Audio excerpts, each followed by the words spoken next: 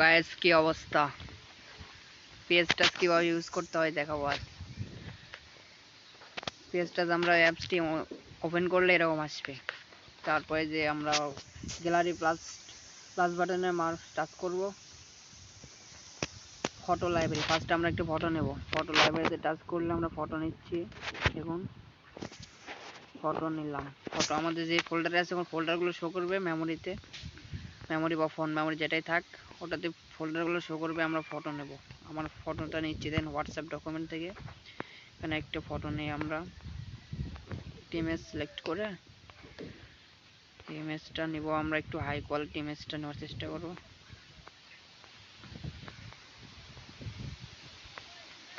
এই পিকচারটা আমরা নিলাম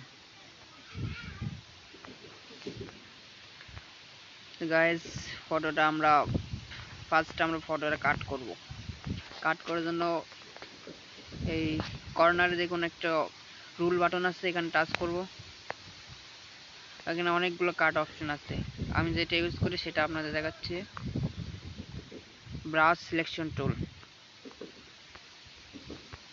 এখানে টুলস অন করে প্লাস বাটনে প্লাস করে নিলাম এটা আমরা প্লাস করে নিব প্লাস করে নেওয়ার পর সাইজটা ছোট বড় করে নিব সাইজটা আমরা ম্যাক্সিমাম 60 রাখতে হবে ম্যাক্সিমাম 60 রাখলাম আর এগুলো সব হাই 100 করে রাখবেন আমরা ফটোটা কাট করব সিলেক্ট হচ্ছে দেখুন তো আমরা এটাতে তো ভালো হচ্ছে না আমরা অন্য টুলস ইউজ করব selection brush selection tool quick selection tools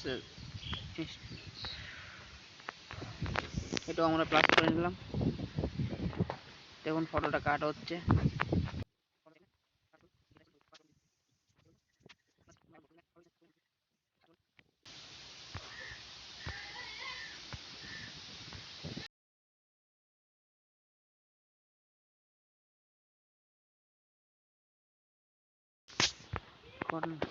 উপর দিকে দেখবেন একটা রুল বাটন আছে এখানে টাচ করলে এখানে রিফাইন ইটস এটাতে টাচ করে ধারে যেগুলো এক্সট্রা বার্ডেন আছে সেগুলো রিমুভ করা যাবে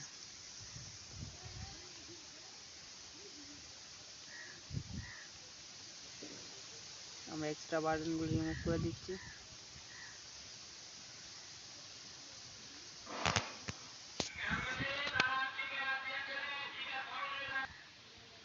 ওকে গাইস আমাদের সিলেকশনটা হয়ে গেল এখন আমরা ব্যাকগ্রাউন্ডটা রিমুভ করব রিমুভ করার জন্য আছে ক্লিয়ারে মারলে আমার পিছনেরটা ক্লিয়ার হয়ে গেল এখন অনেক সুন্দর ক্লিয়ার হয়ে গেল যেগুলো দাগ আছে সেগুলো আমরা ট্রান্সফর্ম করে সাইডে এনে দেবো ফটোর সাইডে এনে গেলে ওটা রিমুভ হয়ে গেল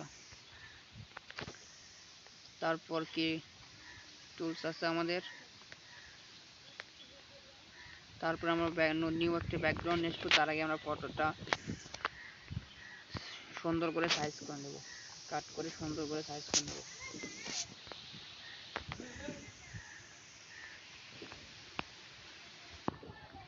तो गाइस हो गया আমরা নিউ একটা ব্যাকগ্রাউন্ড নিতেছি আমরা ব্যাকগ্রাউন্ড যে ফোল্ডারে আছে সেই ফোল্ডারটা আমরা শো করব এখানে আমি ব্যাকগ্রাউন্ডের স্টোরি অপশন আছে যে কোন একটা ব্যাকগ্রাউন্ড নিলাম দেখানোর জন্য ব্যাকগ্রাউন্ডটা আমি নিচ্ছি ব্যাকগ্রাউন্ডটা আমরা নিলাম দেখুন ব্যাকগ্রাউন্ডটা ইমেজের পেছনে নিয়ে যাওয়ার জন্য ব্যাকগ্রাউন্ডটা ইমেজের নিচে নিয়ে আসবেন পিকচারটা ছোট করব একটু পিকচার ছোট করে পিকচারটা ম্যাচ করার জন্য নিচের ব্যাকগ্রাউন্ডটা একটু ব্লার করে দিলাম দেখুন অনেক সুন্দর কাট হয়ে গেল দেখুন আর কি কি অপশন আছে এখানে স্প্রে টুলস এটাতে কালার ম্যাচিং হবে আমরা নিউ একটা ইমেজ নিচ্ছি ইম্পোর্টে লেয়ার নিচ্ছি একটা লেয়ার নিলাম কালারটা এখানে ধরে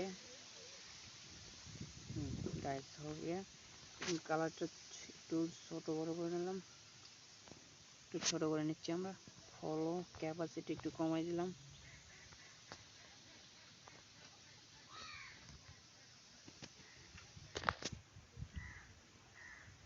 সাইজটা একটু বাড়াই দিই।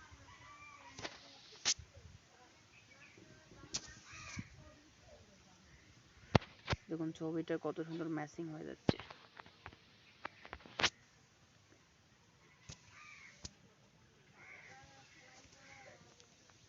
তো ম্যাচিং হয়ে গেল।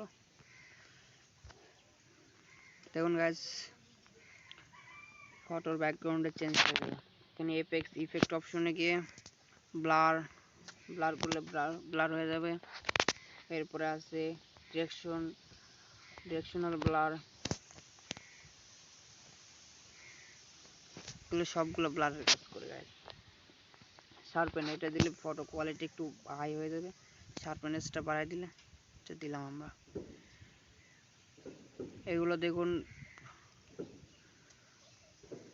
এগুলো ম্যারেজ ডাউন করে নিলাম, সব ম্যারেজ ভিজিবল করে নিই।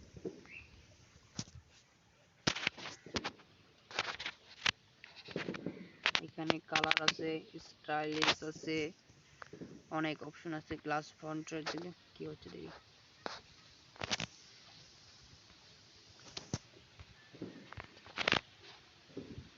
এরপর আছে ট্রেসিবল। তো গাইস বুঝতে পারলেন কিভাবে কি করতে হয়।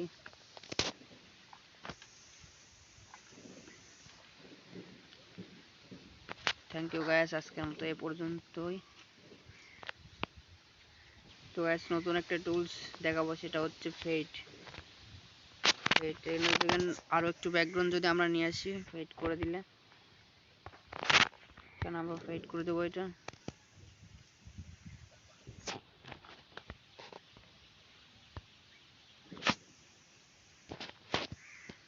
আমরা এটা ফেড করে দিলে কি হয় দেখেন। তো গাইস স্কাই রিপ্লেসমেন্ট হয়ে গেল, এখানে স্কাই রিপ্লেসমেন্টটা হয়ে গেল।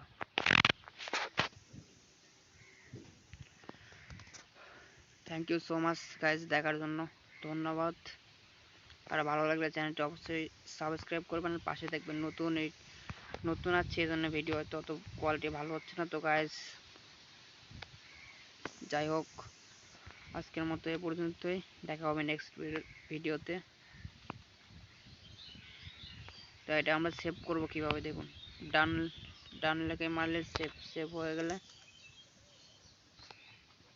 আমরা এখানে এটা সেভ টু গ্যালারি লিখে ফটো সিলেক্ট করবো। কোন ফটোতে গ্যালারিতে নেব সেই ফটো সিলেক্ট করে আমরা গ্যালারিতে নিচ্ছি। ইমেজ জেপিজি, আমরা ইমেজ সিলেক্ট করব। জেপিজি ওটা ফটো কাট করার পর পিএনজি বানানোর সময় এটা লাগে।